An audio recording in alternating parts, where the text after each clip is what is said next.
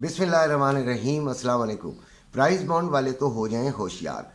Price bond जिन्होंने लिया हुआ है उनको इनाम की जगह नुकसान मिलने वाला है अगर वो ये काम नहीं करते।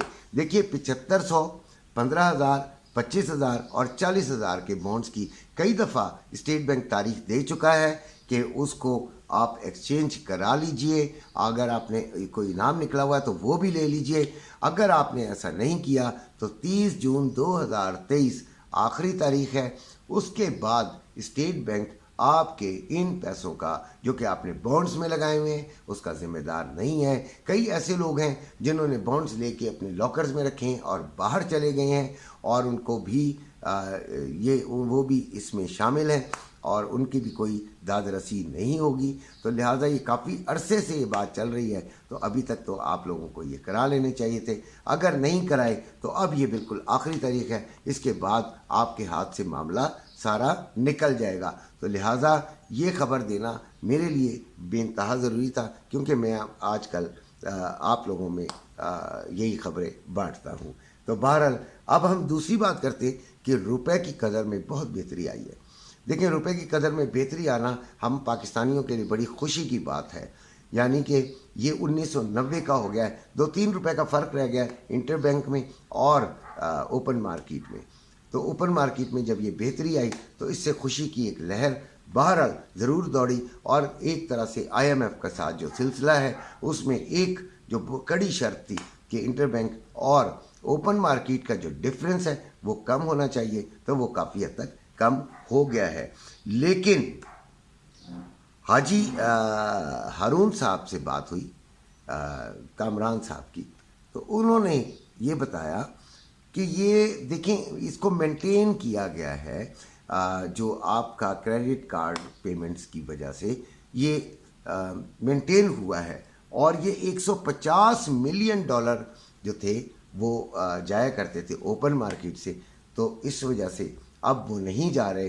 तो 150 मिलियन डॉलर पर मंथ बड़े होते हैं, तो वो जब नहीं जा रहे तो उसकी वजह से ओपन मार्केट में कोई इतनी डिमांड नहीं रही है डॉलर्स की। इसके अलावा हाजी जो है, हज ऑपरेशन तकरीबन कंप्लीट हो गया है, वहाँ पे चले गए हैं, डॉलर्स उन्होंने ले लिए हैं, फॉरेन करेंसी उन्होंने ले ली है। अब उनको वो ऑपरेशन ख़त्म होने के बाद यहाँ पे तरसील रुक गई है, जिसकी वजह से भी डॉलर पे अब कोई बोझ नहीं रहा कि डॉलर ही डॉलर चाहिए। तो इसलिए भी डॉलर की जो सप्लाई है वो ज़्यादा है डिमांड की निस्बत ओपन मार्केट के अंदर। अब तीसरी वजह जो है वो ये है कि बाहर से भी लोग आपका ये जो बड़ी ईद है, ईद उल अज़हा, ये मनाने के लिए, कुर्बानी करने के लिए आते हैं। और जब ये आते हैं तो यकीनन जब जेबें भरी हुई होती हैं, बेचारे सारा साल 2 साल 3 साल काम करते हैं, तो हर साल ये एक पीरियड आता है जिसमें बहुत बड़ी तादाद हर साल ओवरसीज़ पाकिस्तानियों की अपने वतन आती है और अपने साथ रेमिटेंसेस लेकर आती है।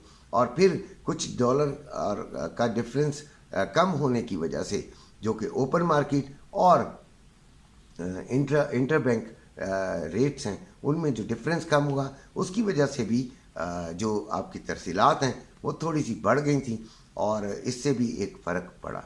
लेकिन अब आगे की बात है कि इसको मेंटेन कैसे किया जाएगा।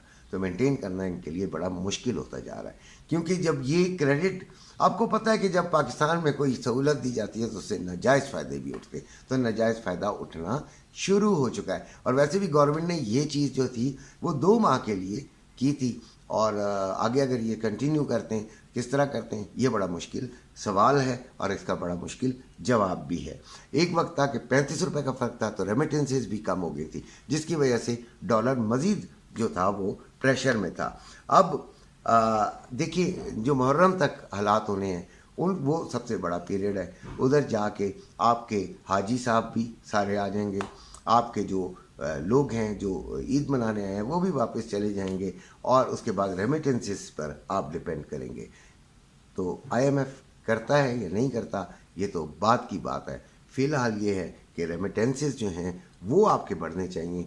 अगर वो बढ़ गए और ये जो गवर्नमेंट ने सहूलत दी है इसके नाजायज़ फ़ायदे नहीं उठाए गए तो फिर डॉलर जो है वो स्टेबिलिटी की तरफ रहेगा, अदरवाइज़ इसकी जंप बहुत हाई है। इसी के साथ इजाज़त चाहता हूँ।